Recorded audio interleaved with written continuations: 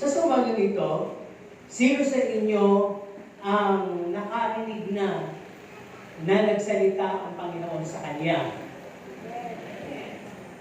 So, siguro, spiritually speaking, sa pamagitan ng mga sermon. No? Or, sa pamagitan din ng sinasabi ninyo na nagbabasa kayo ng Biblia, kung bakit biglang may isang versikulo sa salitang yon na para bang din sa inyo yung sinasabi ng nag-rema, na parang pinukaw yung inyong puso at paningin, na para bang magtiwala ka. Magtiwala ka. Diba, ano yun? Parang buhay siyang kinakausap ka. No? Parang sa buong araw na yun, yung salitang yun pumalapit sa'yo. Yun yung sabihin ng nag-rema. Nabuhay sa'yo ng mga oras na yun. Or kaya naman, nakarinig ba talaga kayo ng small voice? Yung mahinang boses. Paano ba yung mahinang boses? Sino kaya gumawa ng isang mahinang boses? Sige na. Paano ba yung mahinang boses? Natulog ka. Ganun ba yung narinig nyo na mahinang boses? Ha? Para bang hindi narinig ng katabi nyo, pero para bang ibumulong sa inyo yung audible voice na nagsasabi, pagkagaling. Ayaw nyo, di ba? Bibigyan kita ng kalayaan. Bibigyan kita ng pagpapala. Kung hindi nagbabasa ng Bible, may guidelines kung kaninong boses yung narinig. Halimbawa lang tingnan ko yung judgment at discernment nyo. Mayayaman kita. Tumaya ka sa mga. Sa Diyos ko galing yun. Kanino? Away, bali din naman yung kapitbahay nyo. May katabi mo nagsasabi. So, yung sabihin, marami tayong naririnig. Ano po? Kasi nga, ating pag-uusapan ngayon ay tungkol doon sa titulo, Hear Him Now. No? Sapagkat ang Panginoon patuloy na nagsasalita, pero hindi natin namamalayan, hindi pala natin napapakinggan. Paano nangyari yun? Diyos na nga siya. Kasi nga wala naman siya dito physically. Spiritually, nandito siya. No? Hindi naman siya makapagsasalita ng tinatawag na malakas na literally ngayon, pero nagsasalita siya sa pamagitan ng kanyang salita. No? At sa pamagitan ng banal na Espiritu na nagbibigay ng conviction sa atin. So kaya pala natin hindi napapakinggan dahil sino dito yung isang araw, isang umaga nagising siya parang wala siyang narinig kahit po. Di ba minsan nangyayari? Lalo na siguro kung sa bukid ka, nakatira. Pero hindi, may mga maingay doon, may manok, may bibi, may baboy na nabubuto, na umaatungan na, di ba? Lalo-lalo na pagkakabisado na yung oras ng pagpapakain mo, at parang nahuhuli ka. No? Kaya alam ko kasi nag-alaga din kami ng mga baboy, nag-alaga din kami ng manok, pakitloging manok, kinakatay na manok. Ako yung katulong ng daddy ko sa mga bagay. Kaya parang alam ko yung oras, pag ganun oras na, alas 7, dahil kasi nagising yan, alas 4. So, ginising ako niya, tinutulungan ko siya, kaya ako siya na magising ng umaga. Kaya pag medyo maglilinis muna, pag medyo alas 5 na, tapos na, alam na ng mga manok yun, alam na ng baboy, maingay na. Naririnig ng kapitbahay. Kaya papakain na, diba? So sabi, yung sinasabi ko na yan ay yung mga naririnig natin. Kaya sabi, mapera doon sa ingay ng mga sasakyan na dumadaan, mga hayop na nag-iingay, napakaraming tinig ang naririnig natin sa umaga. Diba sabi nga, kapag nagbubukas ka ng balita sa Channel 7, gising na! Ano?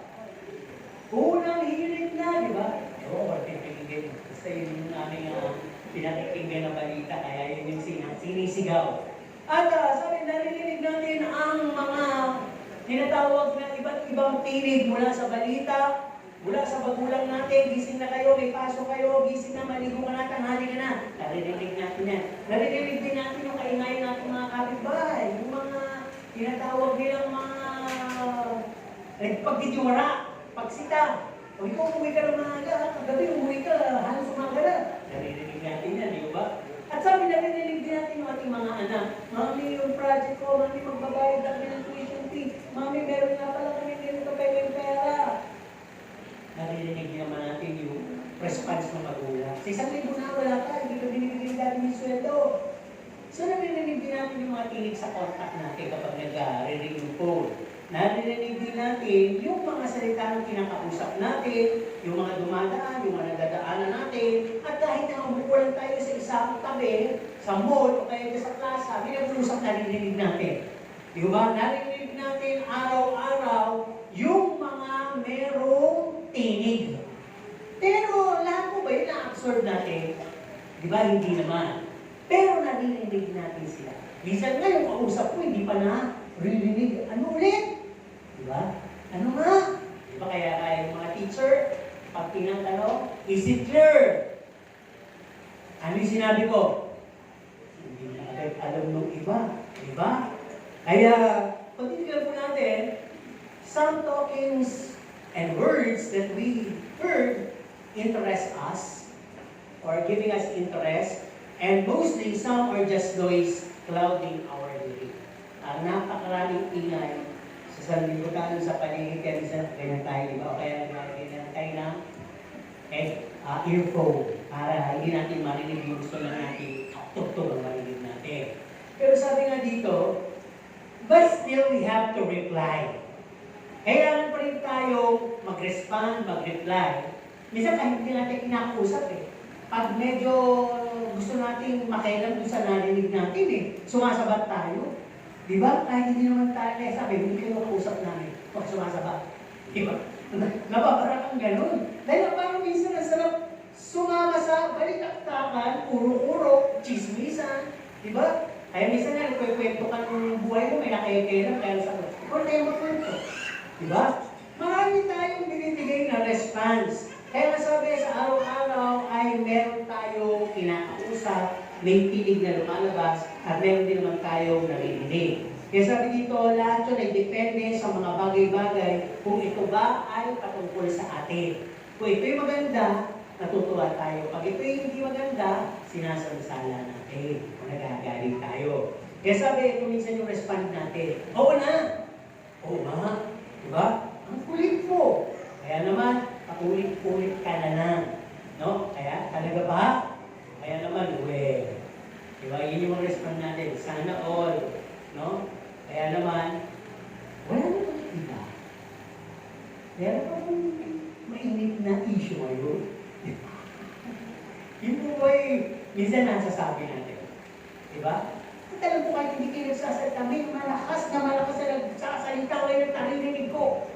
So, parang kasi nasabi, hindi ka gano'n nila ang sermon ngayon. Diba? Natawa kayo. Narinig ko, diba? Narinig ko. Kaya nga sabi, minsan hindi mo nagsasalita, nakikita mo sa facial expression.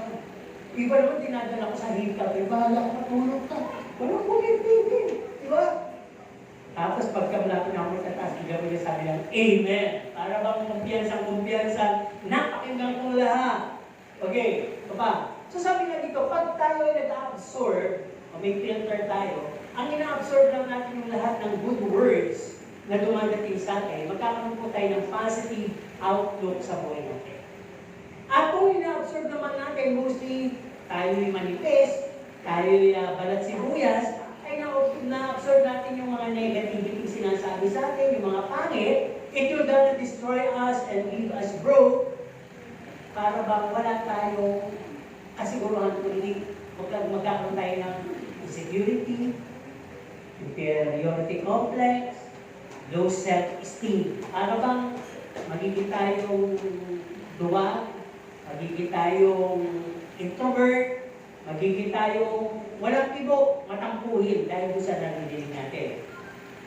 At sabi, hindi naman masama kung parehong ina-absorb. Ina-absorb mo na yung mabuti, ina-absorb mo din yung masama. At minsan, pag ganito na nangyayari, nakakalito po ito. At tayo ay pwedeng dalhin ito sa walang direksyon. At pwede tayong matwist, pwede tayong madelay. At ang pinaka-conclusion nito, magkakaroon tayo ng double-mindedness. Sabi ng mama mo, ang ganda mo anak. Ang sabi naman ng kapitbahay mo, well, di naman. Kaya sabi mo, maganda ba ako talaga? Sabi, hindi naman daw. Di ba? Pero kung inabsorb mo lagi sinabi ng mama mo, ayaw ko maganda ako, mama ko yun eh. Pangit mo nga eh. Bakit ko kaniniwala ka? Eh, mama ko nagsabi, kaya ba nagsinungaling mama ko? Ay, feeling pretty ka, kahit sa tingin nila pangit ka.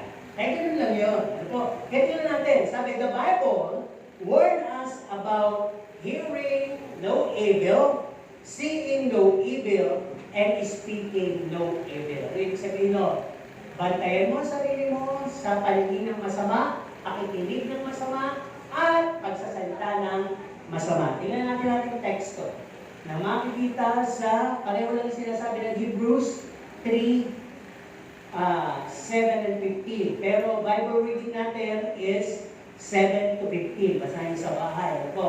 Ang sabi dyan, gaya nga ng sabi ng Espiritu Santo ngayon, kung marinig ninyo ang kanyang tinig, ayan, kung marinig ninyo ang kanyang tinig, huwag ninyong papagmatigasin ang inyong mga puso na gaya ng sa pagmumungkahi. Ano po? Dito sa akin sinulat, kasi ibang version to eh, no?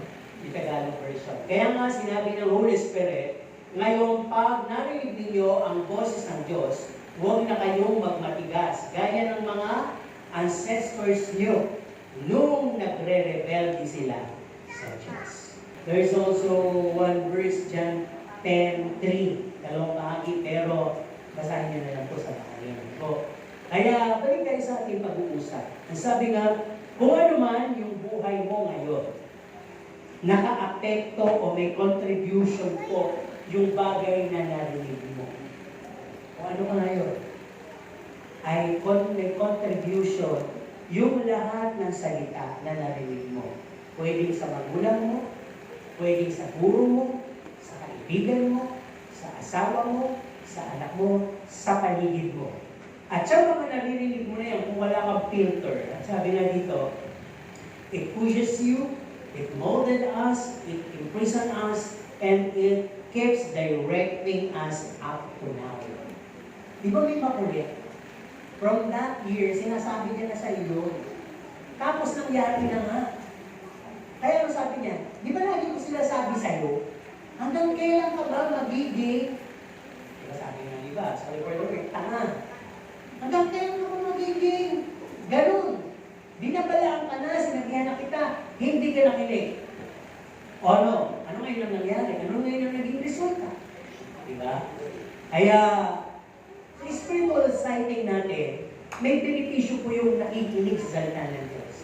Ang sabi ko sa Roma 10:17, lumalago ang pananampalataya sa pakikinig at pakikinig ng salita ng Diyos. So, ang dami dito nakikinig ng salita ng Diyos, pero nakakawala po sa kabilang tenga. Kaya yung pananampalataya, hindi lumalago, narinig lang. Pero sabi nga dito, sa napakaraming taon na ito ay pinipid, naririnig mo ang salita ng Diyos, no? Does your faith grow? Lumago ba yung pananampalataya mo? Malago na ba yung pananampalataya mo? Naging firm na ba? Kung yan ay nangyari, it is enough for you to know how to follow Jesus. Kung lumago ka na, hindi na paulit-ulit, alam mo na kung paano sumunod sa Diyos. Alam yung kalooban ng Diyos kung magkasawad. Even the Bible kasi, nag-warn po sa atin. May dead faith na tinatawag. Kung sinasabi ng Romans 10:17, sa pakikinig at pakikinig, lumalago ang pananampalataya, ay sinasabi din po ng Santiago 2:26. No, ang pananampalatayang walang gawa. Yung lumago mong pananampalataya sa pakikinig ng Diyos, ay hindi mo na naman lalagyan ng application. Nagandahan ka lang sa salita, ang ganda ng salita, ang ganda ng sermon, pero hindi mo naman pinamumuhay. Ang sabi, even the Bible says, it is a dead faith. It will gonna be a dead faith. Hearing but not applying. Ang sabi, ang pananampalatayang walang gawa ay patay. So sa atin, nasa atin yung susi of how to let our faith grow. Ang Holy Spirit, nakagapay yan. Nasa atin yung salita, binibigay, katulad din, binibigay. Kung nakikinig tayo at nakikinig natututo, ang pananampalataya lumalago. Pero yung narinig natin yun, dapat na-apply. Halimbawa, tulad sa pagbabagong buhay. Sa mamumuhay na kinakailangan, may bunga ng banal na Espiritu. Dapat ina-apply ito, dapat may pag-ibig na, dapat ina-apply mo yung kagalakan, dapat ina-apply mo yung kapayapaan, dapat may patient ka, may self-control ka, may long-suffering ka, may gentleness ka, may kabutihan ka, at may katapatan ka. Dapat na-apply mo, nakikita mo sa buhay mo yun. Yung may umaway sa'yo, ay kinakailangan ma-apply mo yung pag-ibig. Wala kang pera, kailangan ma-apply mo, nadadala ka pa rin kahit wala kang pera. Nagkakagulo sa libutan, nagpapanik buying. Pero ikaw payapa, dapat na-apply mo yun. Sino ibig sabihin, ang pananampalataya mo, kumikilos na yun. Hindi siya mamamatay. Kaya napakalinaw, po, ang sabi maraming Christian are cold and dead as of now. Dito sa loob natin, maraming tinatawag na Christian na nakaupo dyan buhay na buhay physically, but spiritually cold and dead. I'm referring to, pag sinabing cold and dead, ay yung lumalamig sa pananampalataya. Hindi nag-a-apply ng natututunan nila sa Panginoon. Kaya sabi nga, etong babala, they don't even noticeably feel it. Yung mga gano'n, hindi na naramdam na cold dead na pala yung kanilang faith. Napatay na pala yung pananampalataya. Kaya, ano kasunod nito? Ano pwedeng mangyari? Kung gano'n na, yung ginagawa mo ngayon ay isang sort na lang ng tinatawag na routine, redundant, and ritual service for God. Yung ginagawa mo ay maaaring redundant na lang, paulit-ulit, routine, gawin na lang, o ritual. Para bang, yung ginagawa natin na communion, gano'n. Alam ko na yan. Isusubo, yung tinapay, lululo na eh. Kahit magdadasal, iinom na naman yung kopita, tapos magpupuli. Wala mo na yung step by step. Ritual, ano po? Eh sabi, hindi ganun dapat. Ang ating tinatawag na paglilingkod sa Diyos should always be accompanied with faith para pleasing. No? Halimbawa, ipagpunta mo dito. Given ako, sa Kristiyano, pupunta ka sa sambahan, hindi po paglilingkod yan, pagsamba. Given na yan. Kaya tayo nilganan ito sa ligtas para magkaroon ng sasamba sa Kanya. Yung paglilingkod, nakapaloob dyan habang sumasamba ka. Yung mga pagbibigay, yung mga pagbibigay mo ng payo sa kapwa mo, yung pagmamahal mo, pag-aabot mo sa mahihirap dito, yung pagbibigay mo ng magandang pakito, yun yung mga paglilingkod. Paglilinis ng CR, halimbawa, pagwawalis dito sa loob, paglilingkod, dito mga paglilingkod. Ano po, kaya kung ating pong lilinawin mabuti, ginagawa mo yung dahil may pananampalataya ka, yun ang kalungkuran sa Diyos. Ano po? At ang sabi din, the Bible is clear, faith, na sabi dito, kung walang faith, without faith, clear to, it is impossible to please God. Pero marami nakakalusot sa atin, akala yung ginawa natin talong-talong na gano'n, yung ginawa natin kantang malakas, yung ginawa natin nakangiti tayo at masaya, nalugod ang Diyos. Hindi po, ikaw ang nalugod. Dahil maganda yung tugtugan, mahusay nagpapakanta, napapakinding ka. Ikaw yung nalugod. Pero subukan mo, nalugod ba ang Diyos doon? Kung ginagawa mo yun, dahil lamang sa nainggan na ka, at walang pananampalataya. Kasi habang nag-worship ka, dapat full of faith din yan. Kaya nga nag-worship, naniniwala ka na bagamat wala, hindi mo nakikita ang Diyos. Andito siya. At gumagawa siya, kumikilos siya. At ang lahat ng bagay na ginagawa ko ay para lang sa Kanya. Dapat may motibo. At yung motibo mo dapat ay isa'y puro para makakreate ka ng pananampalataya, pananalig, pananiwala. At yun ang magpapatuloy sa'yo na purihin siya kahit mag-brown bigla. Kasi iba kahit anong saya, biglang nag-brown, ay, lupot agad. Kasi wala na yung gayak, wala na yung tinig mo nagpapakanta. Nalungkot, huminto, wala yung saya. Pero yung tunay naman ng band, kahit naging akapela, kahit nawala ng kuryente, hindi po nagbago yung kasiyahan. Amen? Kaya yun dapat sumasamba tayo ng pananampalataya. At yung pananampalataya yun ang kaluhuran sa harap ng Panginoon. Okay, unang bahagi tayo. Sabi kasi, Intimacy with God comes first before hearing from God. Ang tanong ko kanina, narinig mo na ba ang Diyos na nagsalita sa'yo? Dito, sino dyan ang magkataas ang kamay mo sasabi nakarinig ka siya na nagsalita ang Panginoon sa kanya? Ilan dito ang nakarinig na? Ay, malungkot kayo pag ang tagal na hindi pa narinig. Dito! Dito! Dito! Gamunin na. Dito! Ganun lang ako. Timplado lang. Okay, nawin natin. Ang sabi sa unang bahagi, pagiging malapit muna sa Diyos ang una, bago siya o bago ka makarinig ng hiling sa Kanya. Diba? Doon muna tayo sa paano kita bigyan ng salita o instruction. Dapat konektado ka sa akin o kilala kita, kilala mo ko. Bago ako mag-reveal sa iyo ng sekreto, dapat may pundasyon. Dapat best friend tayo. Kasi sabi nga gano'n kahit kadugo mo na, pwede kang ibenta, pwede kang itatwi, pwede kang itatwa, di ba?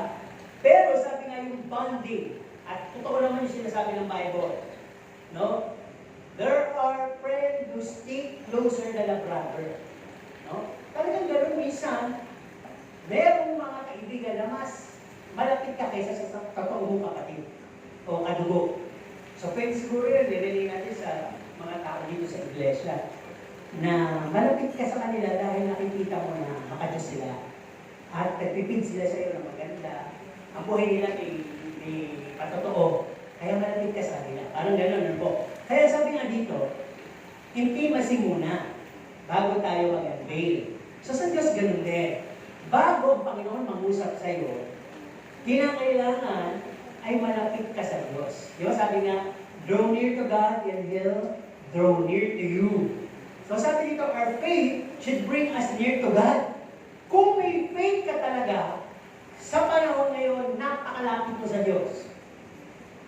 Magtatanong ako, sino dito ang ramdam niya na ganun siya kalapit sa Diyos?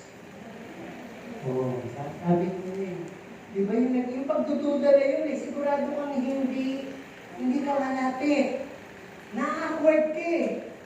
Siguro naisip mo, ako ba ako tamaan na kita pag sinabi ko, wala po akong hindi. Okay na naman eh. Nako, madadagdagan na naman ang kasinungalingan ko. Alam ko naman hindi ako malapit sa Diyos, hindi ako nagbabasa ng Bible eh. Paglinggo lang ako Kristiyano eh. Kasi ngayon, si Pastor, tanong ng tanong, binubulit ako sa pagkakasala. Bibigyan ko yung pagkakataon, tatanong ulit ako, nilinawan ko. Sino dito magsasabi, malapit siya sa Diyos? Ang pangalawang tanong, at ang Diyos malapit sa Kanya? Oh, yung pangalawang sagot nyo, totoo yun. Ikaw lang yung lumalayo. Sino ba natin yung lumalayo mo yun? Sabi mo, ikaw lang ang lumalayo eh. Tayo lang ang lumalayo. Totoo naman yun eh. Kaya, pag-usapan natin yung mabuti. Sabi dito, our nearness to God help us know, discover His depths. Yung kalaliman niya, di ba pag malapit ka sa tao, alam mo at amoy mo, kilala mo yung hininga niya, yung utot niya. Totoo yun, di ba bigyan palabas? Kaya anak mo yun. Ano ba? Kaibigan mo yun eh. Kaya kaya mo sabihin, mabaho na yung hininga mo, magmumul ka. Di ba? Kasi gano'n siya kalapit sa'yo. Alam mo na yung kalaliman niya. Di ba? Kaya, sabi pag malapit ka sa Diyos, alam mo yung kalaliman niya, alam mo yung godly nature niya, alam mo yung ways, means, dealing niya sa'yo, at alam mo yung sovereignty niya. Hindi ka na magtatanong. Full of faith ka. At dahil doon, mapapatunayan mo ngayon na siya'y buhay, nakikipag-usap sa'yo, at nagre-reveal ng mga mensahe sa pagbabasa mo ng Biblia at nakikinig mo ngayon ng salita ng Diyos. Kaya ikaw naman, na isang unirang membro dyan, ay nagsasabi na, tama yung Panginoon, ako ngayon. Amen? Pero pag hindi ka nakikinig mabuti, hindi ako yun, siya yun, Panginoon, di ba? Nagmamapuri ka, kasi ang pili mo lagi, alright, I'm holy. Pero yung huli pala na yun, huli. Di ba? Kasi sabi sa Bible, may naunang huli, hindi ka naunang nahuli. Naunang pinakahuli. Kaya, tingnan natin, pag ganito po, nakalapit ka sa Diyos, yung banal na pagkatakot, testingin po tumuloy ang miyembro natin. Careful. Sino dito ang may banal na pagkatakot sa Diyos? Hindi, taas natin yung kamay para ma-register sa langit.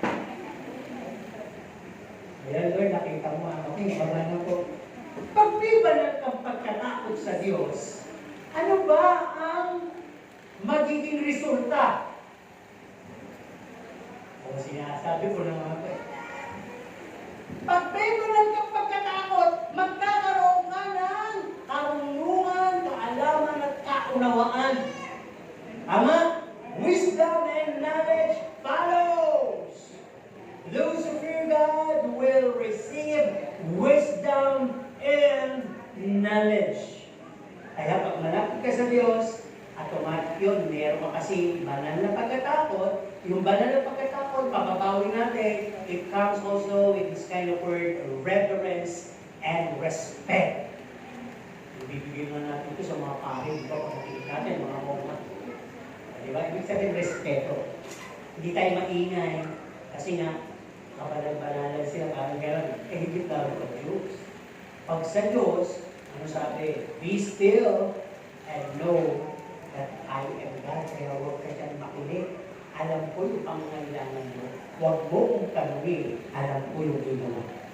Parang gano'n ang Diyos. Diba?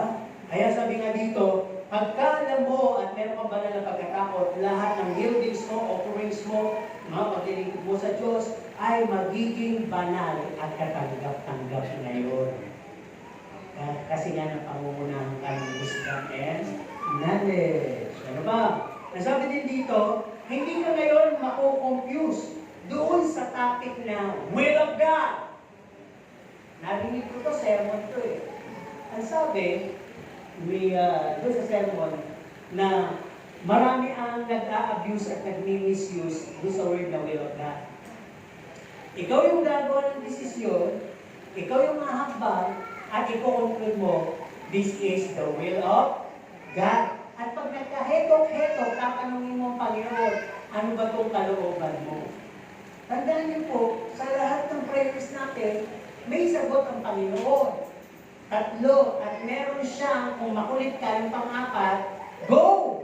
Suffer the consequence. Sa iyo na sagot ay, no, yes, and wait. Pag nagkadasal tayo. Hindi lahat ng dasal natin ay guaranteed yes. Meron dyan sasagutin ng no, at may sasagutin ng wait. E makulit ka. Kaya umakbang ka.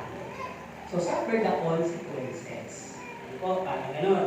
Kaya kung titignan po natin, pag meron na po tayo fear of the Lord, sabi ko kanina lahat ng dealings natin, offerings, yieldings, santugan, ay mapapangunahan ko ng kabanalan at katanggap-tanggap sa harap ng Panginoon. And that's also, hindi na po tayo nito, if it is or if it isn't God's will. Kasi sabi ng pastor na to, sino nga ba yun? Yung batang pastor na, ang pangalan nun? Basta pastor siya. Kaya tanong siya lagi siyang nag-jacket. Sabi niya, kaya mo na sa laging binitatanong, Pastor, ano bang will ni Lord na isuot ko? Kulay red, kulay gray, kulay black. Kasi pag nakdo sa talista, be guided with the word of God. Ano mang isusuot mo na hindi makakatisod? Ano? Magsusuot ka ng labas puso, pwede ba yun? Magsusuot ka ng parang sandong napakanipis, pwede ba yun? Kalugod-lugod ba sa harap ng Panginoon yun? Be guided with the word. Hindi lahat, literally lahat tatanungin mo sa will of God. Diba? Kaya minsan tatanungin mo, will of God. Hindi pa tinatanong yung will of God, nakakita ka ng lalaki, tatlo, diba? Sabi, merong mayaman, may mabuti, at may matalino. Sino pipiliin mo doon? Pastor, sino ba ang will of God siya? Diba? Hindi kayo na kailangan malito. Noon, tingnan mo kung sino ang humahakbang patungo sa direksyon ng Panginoon at kung sino ang pwedeng mag-lead sa'yo, malapit, makalapit ka palalo sa Panginoon. Yun. Hindi ka pwedeng malito. kasi ito pogi, ang puti. Ito naman kasi mayaman. Ito naman kasi matalino. Ito talaga. Hindi lang pinagsama sa isa. Diba? Kaya, ang sabi na dito, pagka-intimate ka sa Panginoon, no, you'll not be confused. You'll be guided by His Word. The Bible, if you read, the preaching, kung nakikinig ka talaga ngayon. Or some of the words that will be uttered by your brethren. Pag uwi niyo mamaya, ewan ko lang dito kung may gumagawa. Uy, kapatid, bukod ka na bakit? O ito ko. Yun, kung isasabihin ako sa iyo, alam mo ba, sinasabi ng Panginoon sa akin na kailangan kitang ipanalangin. Ano ba prayer request? Diba? May mga gumagawa mo. Ito naman yung taliwas. Alam mo kasi may issue siya. Natin nakatago. Ginamit mo pa ang Panginoon. Sabi ng Panginoon, may prayer request ka. Sabihin mo, ano ba yun? Pag-pray mo na lang na maging maayos ang lahat. Sabi ni Lord, hindi pahingin mo. Pero alam mo naman yung issue, gusto mo lang talaga i-confirma at nang ma-i-chismis mo. Ay, hindi po pwedeng gano'n. No? Pag sa Diyos ka, ang Diyos, ay bibigyan ka din niya ng tinatawag na perimeters kung hanggang saan lang. O Diyos ko, hindi nakilang sa self-will natin eh. Malala tayo may kalooban, hindi tayo kinikindatan kung nakakamali tayo. Kaya lang, yung self-will natin, kailangan matuto tayo sabihin, Panginoon, yung malalayang kalooban ko, inaalay ko sa kalooban mo. Ngayon lang. For me to be guided more, to be safe, kasi kung ako lang, at dadalhin ako ng feelings ko, ng emotions ko, baka ako magkamali. So, pwede gano'n, by prayer. Kaya, ang sabi din dito, pwedeng, pag malapit ka nga sa Panginoon, yung Bible, yung preachings, yung salita ng iyong mga kapatiran dito, or minsan, biglang may pag-flash sa isip mo, out of nowhere, ang linaw. Yun yung sinasabi. Ewan ko, pero legit to. Si Pastor Libay, lahat na lang yun, kinokon-confine sa Panginoon. Ang paalam niya na sa akin, kaya sabi niya, Pastor, magpe-pray pa rin ako sa Panginoon kung papayagan ako. Kasi bala ko umuwi ng Tarlac. Kaya magpe-pray muna ako sa Panginoon sa kalooban niya. Sige po, kayo po, basta anong oras gusto niyo umuwi. Kung kaya niyo, sige po, may kasama kayo. Sige po. Kaya nagpe-pray siya. Uwi. Go. Uwi. Pastor, sabi ng Panginoon, uwi. Sige po, uwi po. May malilaw na nag-flash sa kanya na yun yung sinasabi ng Panginoon. Ito literal. Pero, judge mo ba yun? Alam mo naman si Pastora, man of God. Women of God. Diba? Namamaleke kasama ang ministeryo. Pag uwi, may mabuting balita. Pag nag-uusap kami, hindi ako makarelate, Pastor na rin ako. Puro kalangin, kayo palang natin na siya uwi. Ang kanyang buhay ay talaga parang nasa Biblia, nagbenta ng ari-arian para lang talaga sa gawain ng Panginoon. Binenta niyo kanyang bahay lupa, kinuha 10%, 90%. Matatandaan niyo yung mga, natin, represent natin sa Araneta Coliseo. Siya yung pinakamalaki na Coliseo. Ang upa ng mga that time is 200,000. Almost 50,000 sa kanyang bahay. Diba? Kaya ikaw ba, kung hindi ka women of God o woman of God, mabibigay mo yun? Siyempre hindi. Diba? Kasi siguro, bigyan ng pampabanat ng lupa, pampabata. Pero hindi. Pag yun ako nakakita ng taong pag ang pinag-usapan ng Diyos, kinikinig. Sobrang kinikinig at parang hindi niya kakalo. Diba? Ito naman kasi intimate siya sa Panginoon. Okay? So, mamamatay na, diba? Nagsishare ka. Namamatay na, nagsishare.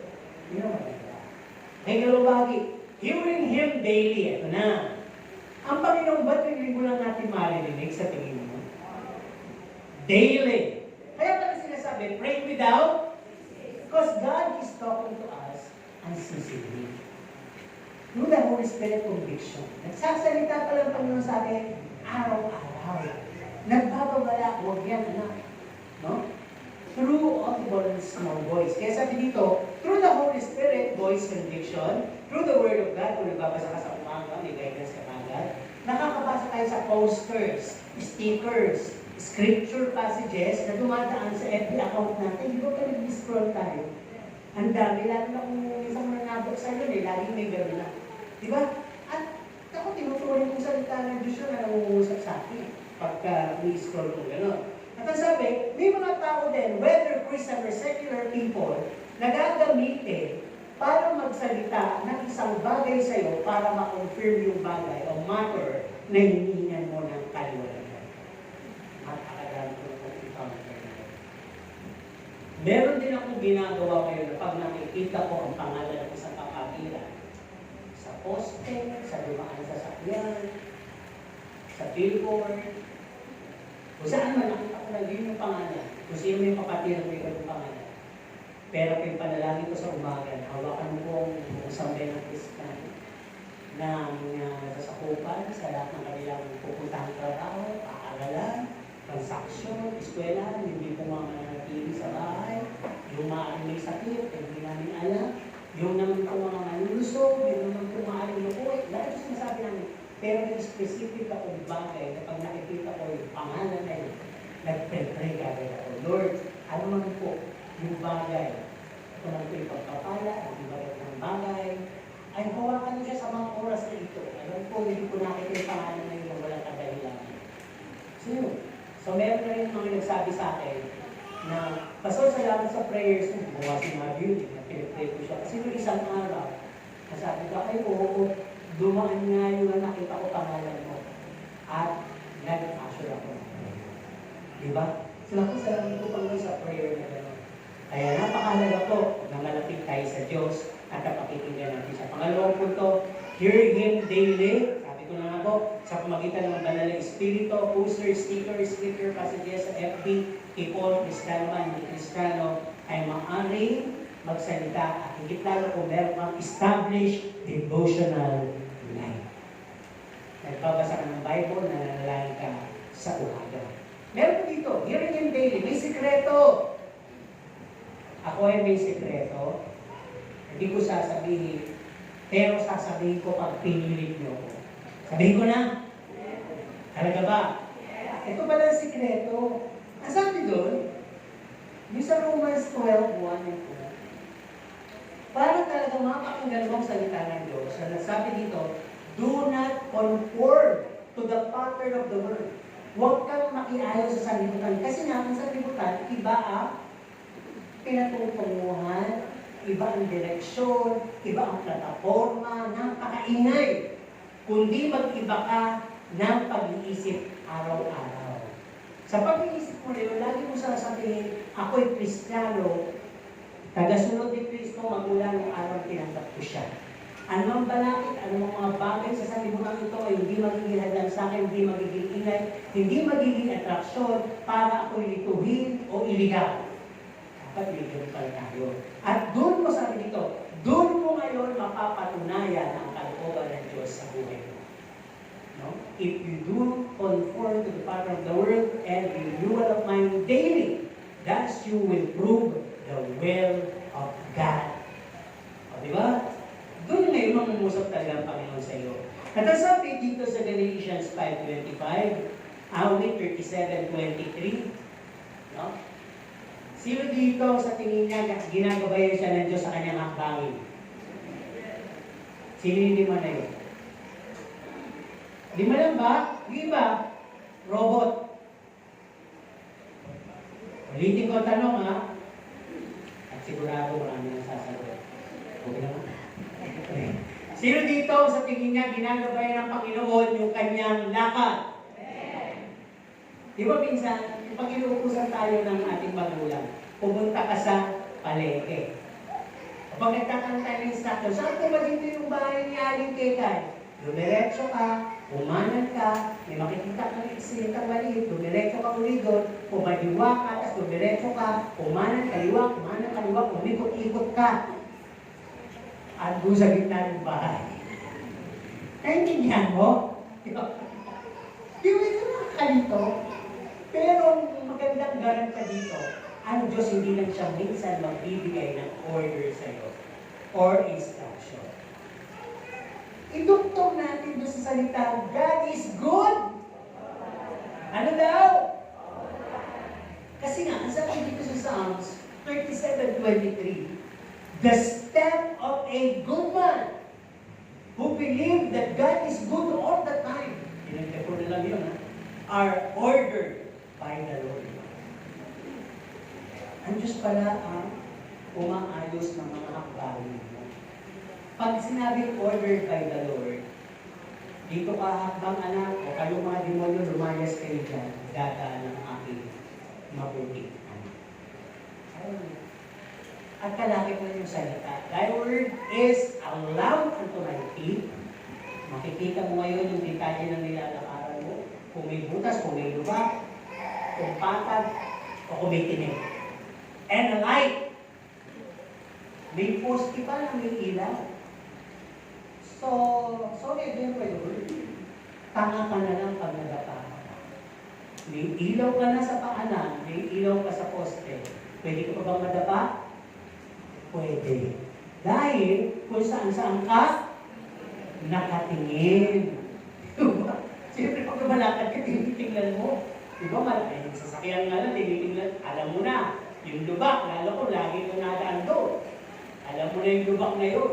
Kaya minsan yung hindi alam, tatabi ka dahil may lubak, uunahan ka. Kaya kita mo sa matatawa ka ngayon, tapos pagka medyo babaga ng isip, dahil na parang nadala doon sa lubak. Pag tingin mo sa kanila, kakamot ulo. Diba parang sinabi, kaya pala siya tumabay. Diba sabi, alam niya yung daan, lagi ang nadaan dito. Ako kasi gano'n pag nakita ko may nauna sa akin, tapos tumatag, lagi ang nadaan dito. Pero pag may nauna at sinuong talaga yung tubig o yung lubak, ay, kapuhan yan na dumaan dito. Diba? So, paano sa buhay Kristiyano, pag baguhan ka, malimit ka talaga madapa o matisod. Aba, kung 30 years ka na, nagagapa ka pa. Napitisod ka pa. Ang kabutihan ba ng Diyos, sasalita ka? Abay, wala na. Ikaw naman kaya, mabuti kaya sa harap ng Diyos. Wala nang hindi. Diba? Kaya napakalinaw nun.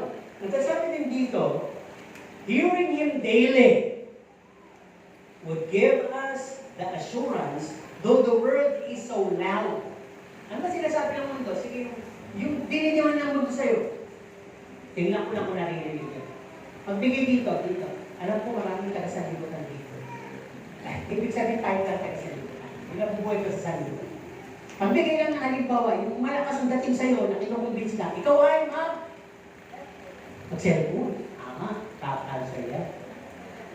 Survey says, cellphone. Tama, bakit nga, maraming cellphone dito. Kita ko tayo lang ako nila. Dito naman, matulog. To-answer yan. Kaya nagising na sila ngayon. Dito,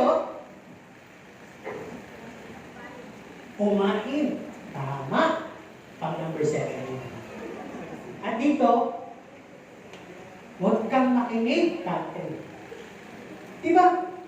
Mabababaw pa yan. Pero ito pala yung hihingin sa libutan. Uy, luma na cellphone mo, humili na kaya ng bako. Alam mo, huli ka na. Diba? Ay, naganda yun, oh. Maganda ka din. Diba? Parang sabi mo, in ka. Diba? Yun yung minsan napakainay sa dinidiman ka. May ibig siya malaki, dapat itibig ka rin malaki. Yung pinipilit ka, pressure ka sa buhay. Wala nga akong pera, makunang ka sa bumbay. Kaya namili ka mga bumbay, mga inchik, para may takbuhan ka. Diba? Ibig sabihin ko, ay nagka-travel sila, mag-travel na din. Yung inay na yun. Pero sabi dito, though the world is so loud, full of entertainment and attraction, those familiar with the voice of God will still be hearing His call. Sabi ng Panginoon, be still and know that I am God. Hindi mo na kailangan magpakayaman sa panahon ng ito. Malapit ko lang bunawin ang mundo. Malapit ko lang kunin yung akin. Hindi mo kailangan mangarap pa ng kayamanan. Ano, hindi na parang napaka-natural sa tao yung greediness. Kung ikaw ba, meron ka ng, sabi na lang natin, 100 billion. At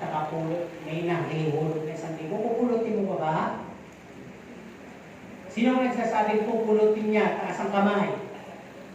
Ako, mga peke. Gusto nyo, kailan ko kayo. Wala na pupulutin niya dahil wala naman kayo 100 million. Sabi, totoo yung kahit 100 million. Si Bill Gates, pang-apat lang pala yung sa pinakamayaman. Ano sabi? Buwan, taon na bibilangin, mabilang lang ang pera. Grabe. Pero kung kami nag-produce, diba sa larangan ng computer, ng teknolohiya, nagpapakayaman pa, hindi naman na mauubos ang pera. Greediness. O diba yung problema ng ating gobyerno?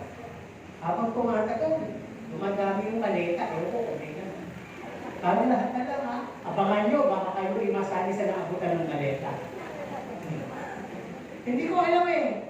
Ayun pala ang kumura ng maleta. Hindi ko alam kung may naman talagang pera. Pero kung sino-sino, may naabutan, biglang binawi, hindi pala naabutan. Di ba kayo nakakatakot ngayon, pag sikat ka, baka ikaw ay naabutan ng maleta. Iba na, basura lang. Yung baksibago pa, di ba? O yan, chismis. Nakakakagin mo naman. Yung maingay na yung balikan niya. Balik tayo dito sa ating pag-uusap.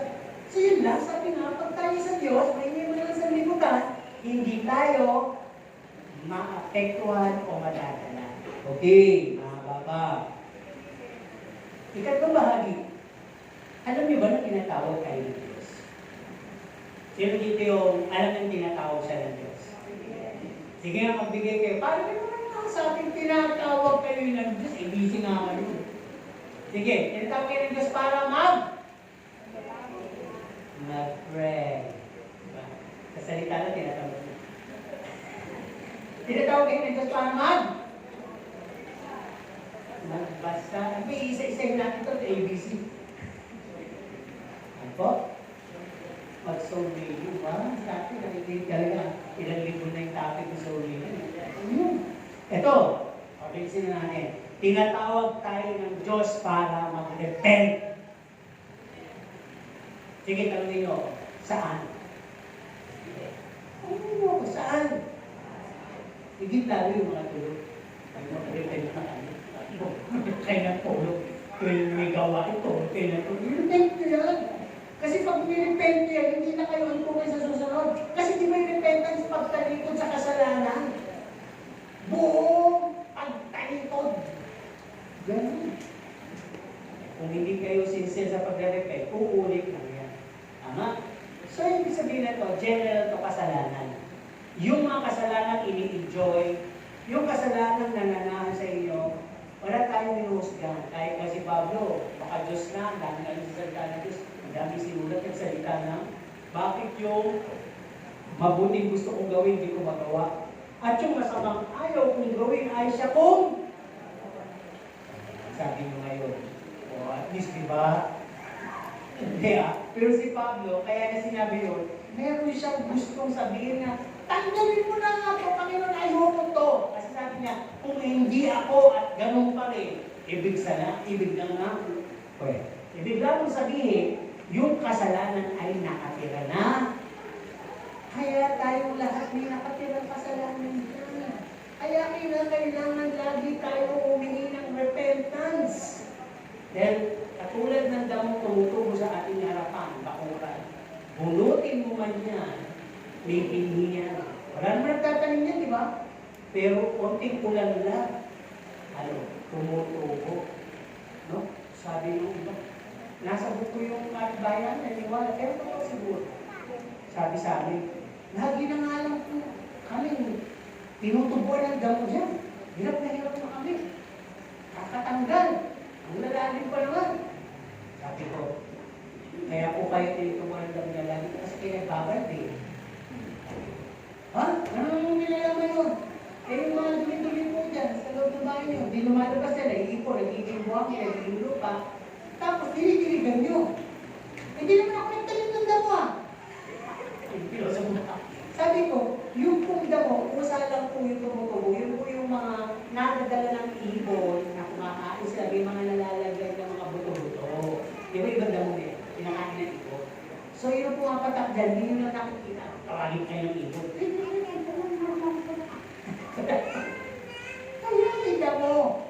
Tanggalin mo man yan, may dadaan na ibon na magdadagdag ng buto dyan. Dito nga, ang gamit, wala naman kaming tanim na umbrella tree. Bakit yung umaga, daming buto ng ano dito? Ang tawag ko dyan? Dahon na yan? O, alisay? Alisay. O, di ba? Yan pa namang dahon yan, binibenta sa Maynila, panglagay sa aquarium. Di ba?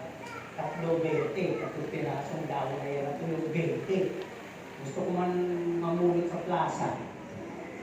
Nag-guilty na ako dahil may talisay nga dito, pinatay ko. Ang dami kong isda, hindi ko man lang nagamit. Di ba?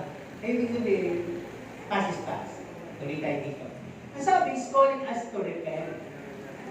Dahil, pag hindi po tayo alaga sa repentance, may mga maaring tao na nasa paligid o family, friendly circle mo ang pwedeng gamitin para influensyahan ka sa kasalanan. Yung simpleng usapan, nagsisimula na ang kasalanan. Yung simpleng biruan, nagsisimula na yung kasalanan. Kaya, before we sleep, di ba? We repent. Okay, pangalawa, is calling us to come home.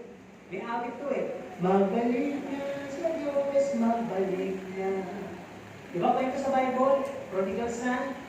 Mari kasi hindi natin alam, nakaupo tayo dyan, pero hindi natin alam, no? We haven't noticed that we have gone so far. Malayo na pala yung nararating na ating isip. Iba na sa SM Kabanatuan pa na ngayon. Iba na sa kamag-anak na pupuntahan na mamaya.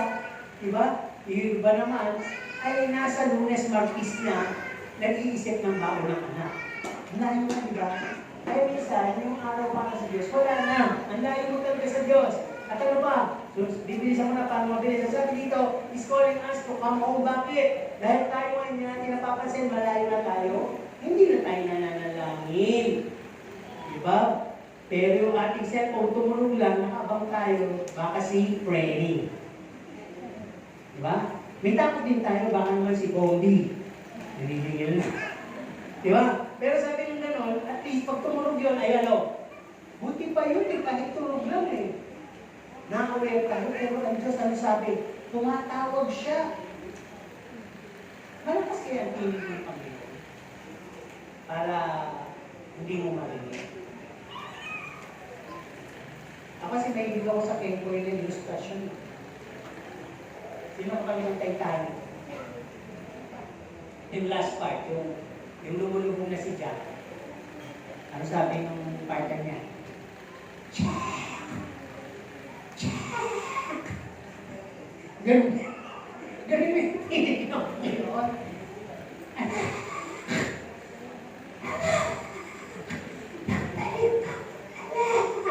Ganun ba? Ay, hindi mo naririnig. Diba? Kasi nakatawa ko, tinatawag tayo ng Panginoon. Pero nilinaw ng Bible. Yung legit na, tupa lang ang makaririnig ng tawag niya, ng boses niya. At yung legit na sasama lang, ang makaririnig ng tunog ng trumpeta. Kaya yung title natin, simulan mo ng pakinggan sa ngayon, nang marinig mo yung tunog ng trumpeta sa ating tumunog na. Kaya sabi dito, hindi mo napapansin, ang light mo nag-i-extinguish na. Hindi ka na pala nagliliwanag. Nagiging ka na pala katikisuran. No, ano pa? Yung comment mo sa kanya, nagiging option na lang. Dati, lakas mo, pinagtatanggol mo siya, pinaglalakan mo siya. Ba ngayon, binibenta mo na siya. Diba, para bang si Judas, binibenta na. Ano ba? Nami-misuse mo na, abuse mo yung awa ng Diyos sa'yo. Makakabot niya. Diba? Ano ba? Nagiging kang bingi. Habang sinasabi mo malapit na dumating ang Panginoon, pero mas lalo kang bingi. Ano ba? Sasabi din dito, compromise mo yung lifestyle mo. Tama po ba? Nakikita ko pa ba na sa paglakad, salita, kilos, ay masasabi nila, Christian yun. Kaya ganyan. Napaka-model, napaka-hingin. Buti mo salita. Parang puro narinig ko, amin. Oo, yaya ko yan. Sabi ko, delivery na kita ngayon. Amen. Okay. Ano gusto mo, manok? Amen. Aba, pauwi na kami, salamat ha. Ingat ka. Amen. Nahalata tuloy niya ng mga Diyos. Kayo ba? Nilibre kita. Ay, sa tagal-tagal na panahon, dapat lang, no? Gusto mo, 2 piece, please. Di ba? Pauwi na, take out ko. Christian ba yun? Parang scammer. Parang scammer ang dati. Ayan. Tingnan niyo mabuti, ano ba? O dito tayo. Sabi, tinatawag din tayo ng Diyos na magpaka-banal. Paano kaya yung sigaw na banal? Sige nga, kayo magsabi. Uy. 1 to go. Ay, naku. Parang ibon na. Kanan. Hindi. Banal. O sige, 1, 2, 3. Kunyari kayo mga ngayon pa. Ay, ngayon to okay, hindi na natin nakikita, pero sabi sa uling panahon, isusubukan ng mga anghel upang isigaw ang salitang banal. Okay, go! Banal! Teka. Yung banal yung parang tapusin na. Kayo. Parang wala pa banal. Hindi naman ka banal na touch. Okay, 1 to go.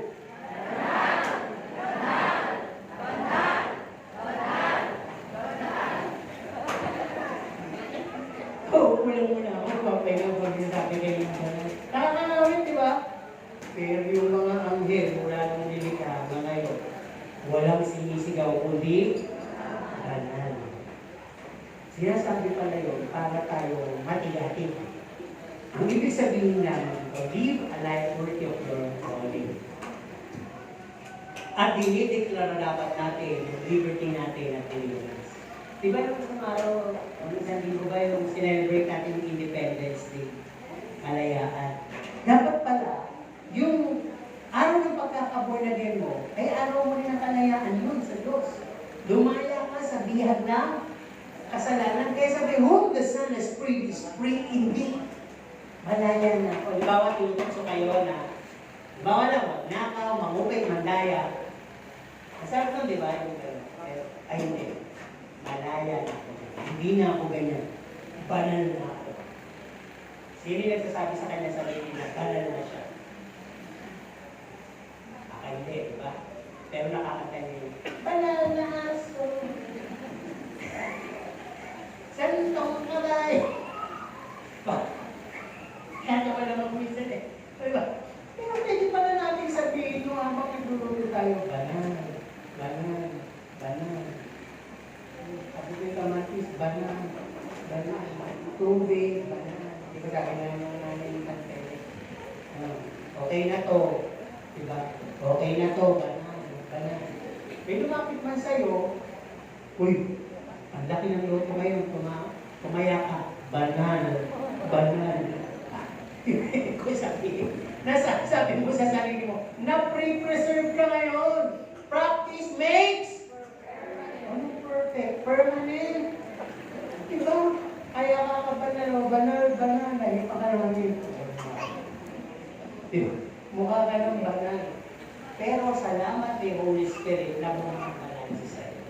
Kasi kita ko nung nagigtas, sabi sa kanya, magpakabanal ka. Ang todo mag-makeup nun. Kung tagurian nga yun, pangalawang Imelda Marcos, kamukha naman talaga. Ang yaman ka.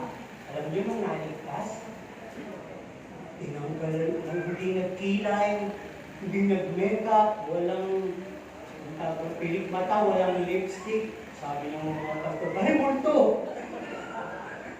Di ba? Kasi sa ngayon na nakikita, kaya sabi, Sister Gloria, hindi naman po ibig sabihin ng pagpapakabal. Kasi pumunta na sa iba yung panako. Wala na suot na sapatos, nagliyaka, simpleng damit. Hindi po, niligtas kasi ng Panginoon, maging mataas yun eh. Nung niligtas, kasi kahit magulang, hindi pwedeng pumasok sa bahay, walang hindi tatawag yung security guard. Ganun siya. Pag nagbe-birthday, mga artista ang kumbidado, ang bahay, pinasusutingan. Kami mga kamag-anak sa garden. Yung mga politiko nandoon sa kanyang bahay. Diba? Pero sa mo, pagka namatay na pala ang tao, yung muling ano niya nakita ko siya, nabang sa mall eh. Inoperahan. Alam niyo, yakap-yakap niya yung unan, sabi niya, Dave, kunin mo marami ng pera, bibigay ko sa'yo, nasa unan, sa ilalim. Alam niyo, alam mo ng puro 20 pesos. From millions to 20 pesos. Pero akala niya gano'n siya kayaman doon sa 20 pesos. Ibig sabihin, everything will be ruined. Lahat lilipas. Yung pag-iimata, yung magandang mawala. At uuwi ka sa Panginoon ng hubog at walang kahit anong madadala. Dahil hubad kang isigilang, hubad kang babalik sa harap ng Diyos. Kaya kung nag-aasang ka sa langit ang samin mo, hoy, wala nang yan. Pero kung kayo man, dito ka lang talaga sa lupa, dadapnan mo. Okay? He's calling us, sabi dito, to be holy. Kasi holiness is power. Di ba lang yung sinasabi yan? Na-iwas tayo ng impurities, weaknesses, wickedness, idleness. Pwede naman natin pala sabihin sa Panginoon, Lord, create in me a clean heart. Dalisahin yung puso ko. Ito pa, tignan tayo sa pang-apat na calling. He's calling us to His vineyard. Sino pamilya dito? Sino yung nasasabi niya na siya'y naglilingkod sa ubasan ng Diyos? Pamilya pa kayo doon sa ubasan ng Diyos? O hindi? Ngayon yun na lang naririnig. Parang hindi na kasi nasasama sa dasal yun, di ba? Lord, tulungan mo po ako makapaglingkod sa iyong banal na ubasan. Kasi merong talata na ako ang puno at kayo ang mga sana. Di ba sabi, nililinis para magbuhayin yung puno ng ubas. So hindi na kasi nare-relay ngayon ng mga malalalim na Kristiyano. Pero yun po yun. Banal na ubasan. So sabi dito, pag sinabi pa lang, He's calling us His vineyard, service and ministry to. Bilinawin ko lang. As we engage and enter into His ministry. Ano ba yun? So, ano ba yung ubasan yun? Ito po yun. Church. At yung mga outreach ministry natin. Yan ang ubasan. Yung core area na pwede tayo mag-demo ng paglilingkod sa kapwa at sa Diyos. Sabi dito, as we enter His vineyard, kailangan suot natin o dala natin ang fruits and gifts of the Holy Spirit. Simple lang, i-operate natin sa vineyard or calling ng Panginoon sa kanyang ubasan. Doon lang tayo magiging effective. Last calling, sabi dito, is calling us for a mission. Ito yung sinasabi ng natin kanina. Yung soul winning. Ito po pinakarampan, kumbaga sa kuwan napapanahon, relevant issue. Sabi dito, spread the good news of salvation. Bibigyan ko lang kayo ng mabilisan. Ano ba yung good news? Sabihin mo daw yung pag-ibig ng Diyos, pagpapatawad ng Diyos, na ang Diyos ay nagbabalik, na ang Diyos ay nagpapagaling, ang Diyos ay mahabagi, ang Diyos ay nag-aantay lamang sa iyo. Kaya ka niyang iligtas. So sabi niyo, tinatawag pa tayo ng Diyos kung ibahagi niyo. At hindi ka man nagsasalita at nagbabahagi ka ng anumang galing sa iyo na mabuti para sa kapwa mo, whether ugali, goods, or ano pa man yan, ay ginagawa mo rin pala yan sa Diyos. Ang conclusion natin, sabi dito,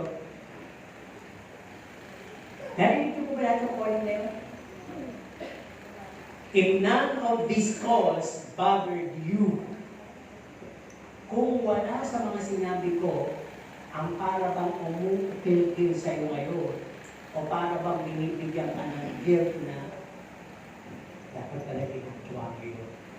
Pero ang nasa iyo pa rin ngayon, ano naman? Hindi mo na ko tinawag yan. Pag gano'n ang nangyari, sabi dito, then we might be dead or disconnected to God's life or relationship. So God doesn't speak to us, no relationship, no intimacy, further no revelation na may expect ka. You'll just go on your way, waiting to be judged and be poured out to hell. Dahil hindi po porte na po tayo dito assured na ng kaligtasan natin. There are things that we should do for His kingdom.